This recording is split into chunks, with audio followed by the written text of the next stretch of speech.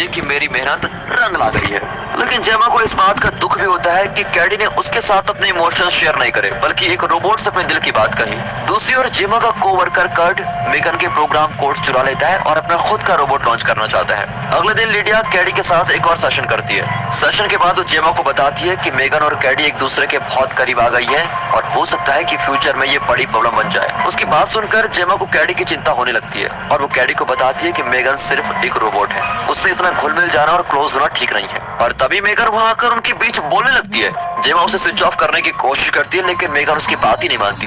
लगता है मेगन ने जेमा को अपने यूजर लिस्ट से निकाल दिया है। अगले दिन जेमा कैडी और मेगन को एक एडवेंचर कैंप में लेके जाती है ताकि कैडी मेगन से जरा दूर रहे और दूसरे बच्चों के साथ भी खेल ले।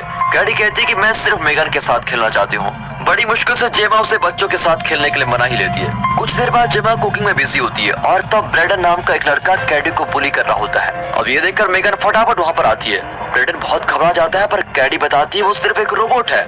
ब्रेडन को बहुत गुस्सा आ जाता है और वो मेगन को उठाकर जंगल के बीच लेके जाता है और उसको खूब पीटता है। लेकिन कुछ देर बाद मेगन चुप नहीं रह पाती और उठकर ब्रेडन का एक कहानी पकड़ लेती है। ब्रेडन चिल्लाता हुआ भागता है, लेकिन मेगन जानवर की तरह हाथ पैर दोनों के बल भागती है और उसका पीछा नहीं छोड़ती।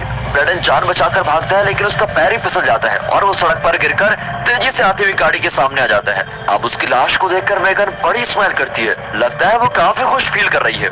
ब्रेडन की लाश को देखकर जेमा भी घबरा जाती है और कैडी और मेगन को लेकर घर लौट आती है। वो उनसे ब्रेडन के बारे में पूछती है, लेकिन दोनों जवाब नहीं देती।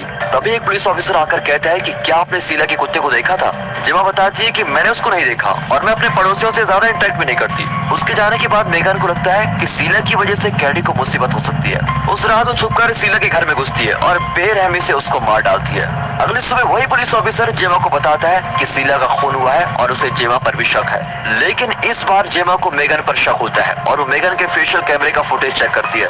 लेकिन हैरानी की बात तो यह है कि ब्रेडन और शीला के मौत के वक्त की फुटेजेस करप्ट हो गई है। तभी अचानक मेगन को वहाँ देखकर जेमा चौंक जाती है। मेगन पूछती है कि सब कुछ ठीक तो है ना? जेमा हाँ में जवाब देती है। अब जेमा रियलाइज करती है कि मेगन एक खूनी रोबोट है जो कैडी की सुरक्षा करने के लिए किसी का भी खून कर सकती है। अब वो अपने स्पेशल पेन से मेगन को फिलहाल शट डाउन कर देती है। अगले सीन में जेमा मेगन को अपनी लैब में लेके जाती है और अपने पार्टनर्स को बताती है कि मेगन एक खतरनाक रोबोट है जिसने कैडी को प्रोटेक्ट करने के लिए ब्रेडन, शीला और उसके कुत्ते को बेरहमी से मार डाला है। उसके साथियों को विश्वास ही नहीं होता कि एक टॉय इतना कुछ कैसे कर सकता है। ऊपर से 2 दिन में मेगन का पब्लिक लॉन्च भी होने वाला है और इस वक्त मेगन के बारे में कोई नेगेटिव बातें नहीं होनी चाहिए।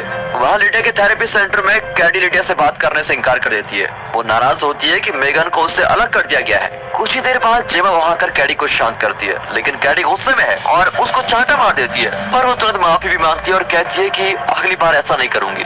दूसरी ओर मेगन टेस की आवाज में जेमा से बात करती है और कहती है मैं और कोल घर आ रहे हैं। बाद में टेस फोन चेक करती है तो चौंक जाती है कि उसके फोन से जेमा को कॉल किया गया था। अब वो रियलाइज करती है कि खतरनाक मेगन डिवाइसेस को छुए बिना ही उनको ऑपरेट कर सकती है। टेस और कोल रोबोट को ठीक करने की कोशिश करते हैं, लेकिन तभी उनके कंप्यूटर्स अचानक ऑफ हो जाते हैं। दोनों जान गए हैं कि ये काम मेगन का ही है। कोल धीरे से मेगन के पास जाकर उसके सारे वायर्स उखाड़ने लगता है, लेकिन तभी मेगन कोल की गर्दन पकड़कर उसको एक मेटल रोप से लटका देती है, पर टेस उसको बचा लेती है। फिर मेगन एक चाकू लेकर लैब से बाहर जाती है। रास्ते में उसे डेविड और कर्ट मिलते हैं जिनको वो चाकू से मार डालती है। बिल्डिंग से बाहर आकर वो एक कार में चढ़ती है और घर की ओर ड्राइव करती है। वहाँ जेमा कैडी को देखने उसके कमरे में जाती है, लेकिन तभी लिविंग रूम से पियानो की आवाज आती है। दरअसल मेगन पियानो बजा रही होती है और वो जेमा को देखते ही उसको कोसती है कि तुम्हें कैडी की बिल्कुल भी फिक्र नहीं है, उसे तुम्हारी जरूरत ही नहीं है, सिर्फ मैं उसकी देखभाल कर सकती हूँ। अब जेमा दोबारा अपने स्पेशल पेन से उसको बंद करने की कोशिश करती है, लेकिन इस बार मेगन उसका ही मुंह पकड़ लेती है और दोनों में खतरनाक लड़ाई शुरू हो जाती है।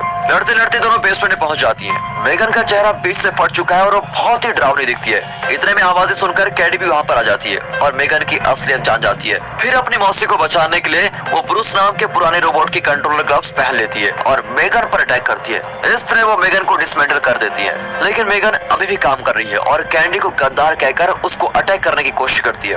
इतने में जेमा आकर मेगन के सर पर किसी भारी चीज से लगातार वार करती है। कैंडी स्क्रू ड्राइवर से उसका मेन प्रोसेसर निकाल लेती है और आखिर मेगन का पागलपन बंद भी हो जाता है। फिर उनको तसल्ली होती है कि मेगन से छुटकारा मिल गया और दोनों बाहर निकलते हैं। इतने में टेस और कोल पुलिस के साथ वहाँ पर आते हैं, लेकिन कुछ कुछ ही देर में जेमा के घर के सारे स्मार्ट गैजेट्स ऑन हो जाते हैं। मतलब मेगन फिर एक बार अपने आप स्विच ऑन हो गई है और कैडी पर नजर रख रही है। और दोस्तों इसी के साथ ये मूवी यहाँ पर खत्म होती है। दोस्तों इससे पहले आप जाए, मैं आपको एक मूवी सजेस्ट करना चाहता हूँ जिसमें कि एक आदमी एक साइंटिस्ट के श्रिंकिंग डिवाइस को ऑन कर देता है और जो भी वहाँ से गुजरता है वो सभी छोटे होने लगते हैं। आप इसको जरूर देखिए, आपको मजा आएगा। Just click on the video and enjoy. दोस्तों कैसी लगी ये खतरनाक फ्यूचरिस्टिक मूवी कमेंट से बताइएगा। अगर ये मूवी आपको पसंद आई हो तो इस वीडियो को लाइक कीजिए, चैनल को सब्सक्राइब कीजिए। मिलते हैं अगले वीडियो में, तब तक के लिए गुड बाय, अपना ख्याल रखिएगा and finally thanks for watching.